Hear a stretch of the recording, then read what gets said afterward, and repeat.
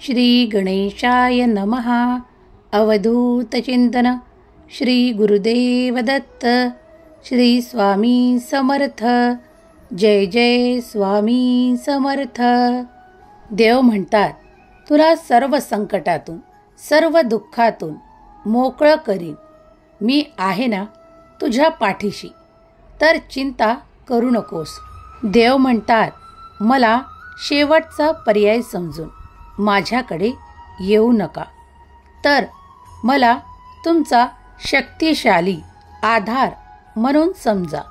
बाळा, तू जे मागत आहेस ते आमच्याकडे तुला देण्यासाठी भरपूर प्रमाणात आहे. त्यात तुझ्यासाठी ते चमत्कार, ते आशीर्वाद आहेत. तुझ्यासाठी येत्या काळात असे द्वार, सुखाचे द्वार आम्ही उघडू पाहतो. त्यात तू प्रवेश करताच तुला काहीही कमतरता जाणवणार नाही. देव म्हणतात, तुला जे कोणी त्रास देत आहेत, तुला जे दुःखात पाडू पाहत आहेत, त्यांची गाठ माझ्याशी आहे. त्यांना मी कधीच शासन ठरवले आहे, पण आता त्यांना तो मार्ग दाखवत आहे ज्यात ते तुझ्याशी आदराने, प्रेमाने वागणे सुरू करतील. होय बाळा, कारण आमची इच्छा आहे की आमच्या बाळाला कुणीही दुखवू नये, कारण तो योग्य ते कर्म करत आहे, योग्य मार्गावर चालत आहे, सत्याच्या मार्गावर पुढे चालत आहे. त्यासाठी मी तुझी प्रत्येक वेळेला काळजी घेईन. देव म्हणतात, मी तुला कधीही एकटे सोडणार नाही.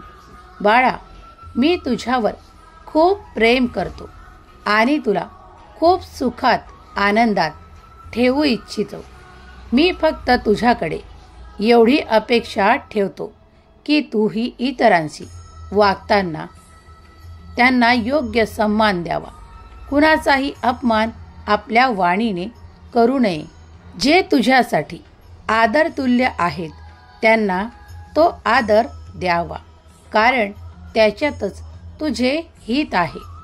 आमचे मार्गदर्शन तुला नेहमीच प्राप्त होईल, कारण तू श्रद्धेने, भक्तीने आमच्यापर्यंत आला आहेस. तेव्हा आम्हीही तुला रिकाम्या हाताने पाठवू इच्छित नाही. तू आज आमच्याकडे जी काही प्रार्थना केली आहेस, त्या प्रार्थनेला लवकरच स्वीकार करून ते आशीर्वाद चमत्कारांच्या रूपात तुझ्यापर्यंत येतील. तो आनंद पुढील काळातच तुला प्राप्त होईल. त्या अनेक संधी तुझ्याकडे पाठवू इच्छितो, ज्यासाठी तू प्रयत्नरत आहेस. बाळा, तुझ्यासाठी योग्य जे आहे ते आम्ही तुझ्यापर्यंत पाठवत आहोत. तूही त्याचा आनंदाने स्वीकार कर. त्यात तुझ्यासाठी अशा काही संधी पाठवत आहोत ज्यामुळे तुला तुझे जे हवे आहे ते प्राप्त करण्यास तुला मार्ग दाखवण्यात येईल. तो मार्ग तू अवलंबावा आणि पुढे जावे. देव म्हणतात, तुम्ही जे काही आमच्याकडे मागू इच्छिता त्यातले सर्वाधिक तुमच्या मनाच्या जवळ असलेले मी तुम्हाला सर्वात प्रथम देऊ इच्छितो. कारण बाळाने समाधानी, आनंदी राहावे हीच आमची इच्छा आहे. आमच्याकडे तुम्ही मागितलेले देण्यासाठी अफाट प्रमाणात आहे. तुम्ही यावे आणि ते आनंदाने घ्यावे. देव म्हणतात, तू ज्या विश्वासाने आमच्याकडे आला आहेस, तेव्हा तुझा विश्वास असाच ठेव, कारण त्याला तडा जाऊ देणार नाही.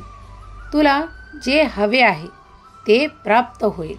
आमचा आशीर्वाद, कृपा आशीर्वाद तुझ्यावर आहे.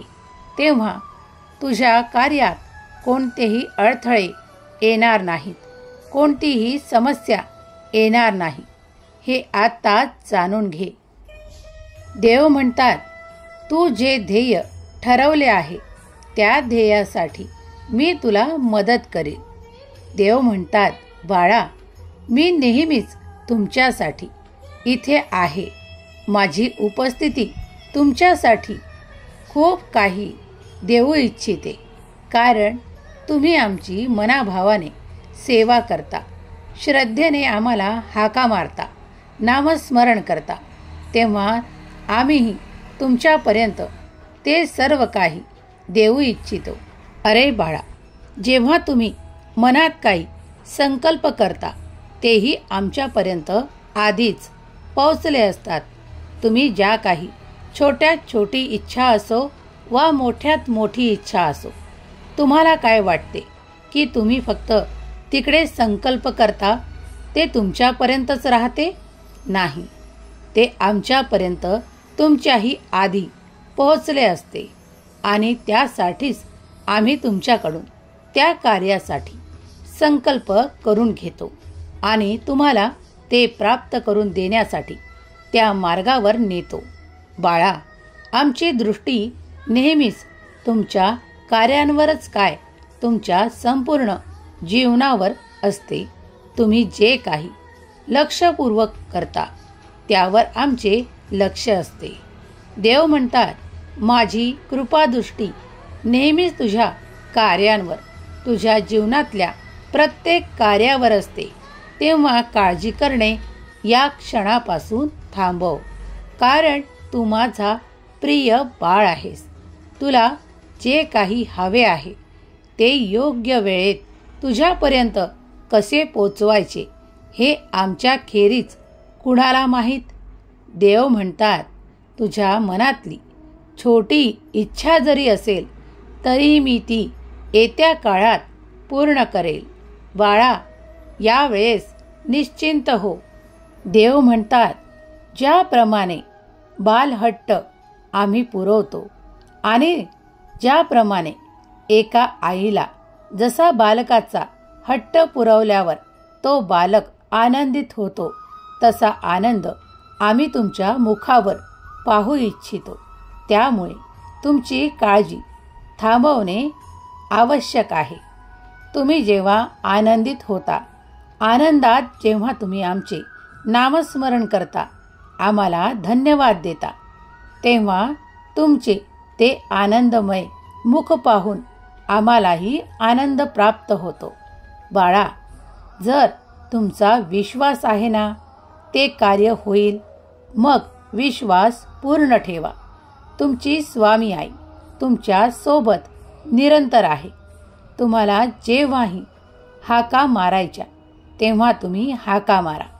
मी कोणत्याही रूपात तुझ्यापर्यंत येऊन तुझे कार्य मार्गी लावेल, तुझ्या कार्यातल्या अडचणी दूर करेल. तू विश्वास ठेव. जेव्हा तू विश्वास ठेवतो तेव्हा तुला कोणताही अडथळा येत नाही. तुझे कार्य परिपूर्ण होते. तू जी इच्छा करतोस ती लवकरच प्राप्त होते, ती साकार रूप घेते. हे फक्त तुझ्या विश्वासाने आणि श्रद्धेने सफल होते. होय बाळा, तू सत्य ऐकत आहेस. मी कधीही तुझ्यापर्यंत ते येऊ देत नाही, ज्यामुळे तुला खूप संघर्ष करावा लागतो. तुम्ही कधी बघत असाल की कधी-कधी तुमचे कार्य तुम्ही विचार करण्याच्या आत पूर्ण झालेले देखील असते. हा आशीर्वाद आमचाच असतो, कारण आम्ही तुम्हाला कधीही दुःखी, कष्टी पाहू इच्छित नाही. बाळाने फक्त योग्य दिशेने चालावे, त्यासाठी आम्ही आमचा कडकपणा तुम्हाला दाखवतो, कारण आम्हाला तुमच्याकडनं हीच अपेक्षा आहे की तुम्ही योग्य मार्गावर पुढे चालत राहावे. देव म्हणतात, तुझी प्रत्येक इच्छा मी पूर्ण करीन. मी तुझ्यासाठी नेहमीच इथे आहे. जेव्हा तू मला श्रद्धेने, प्रेमाने हाका मारशील तेव्हा तेव्हा मी तुझ्यापर्यंत येईल. माझी अनेक रूपे आहेत, त्यातील आजचे माऊली रूप तुला दर्शन देत आहे. आता जो कोणी हा संदेश ऐकत आहेत त्याला स्वामी आई सांगू इच्छिते की बाळा, येत्या काळात तुझ्या घरात, तुझ्या जीवनावर असा एक प्रेमाचा, आनंदाचा वर्षाव मी करू इच्छिते, कारण तुझी चांगली कर्म मी बघितली आहेत आणि तू योग्य मार्गावर चालत आहेस. आता ती कार्य थांबवू नको, त्याच मार्गाने पुढे चालत राहा. तुला आमच्या दर्शनाची इच्छा आहे ना, मग ते तुला प्राप्त होईल. आम्ही तुझ्यासाठी इथेच आहोत, कुठेही गेलेलो नाहीत. हम गया नहीं, जिंदा है या वाक्याची तुला लवकरच प्रचिती येईल. बाळा, तुझा विश्वास कायम ठेव, तुझी श्रद्धा अखंड ठेव. आम्ही आहोत तुझ्या पाठीशी सदैव.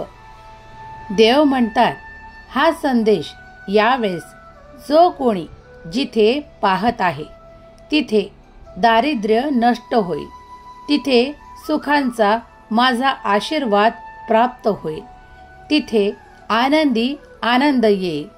जिथे हा संदेश ऐकल्या जात आहे तिथे भरभराटीचा आशीर्वाद आम्ही देत आहोत. आता तुमच्याकडे ते सौख्य प्राप्त होईल, तो आनंद प्राप्त होईल ज्याची तुम्ही अपेक्षा करत आहात. पुढील काळ तुझ्याकरता खूप सुखाचा येत आहे.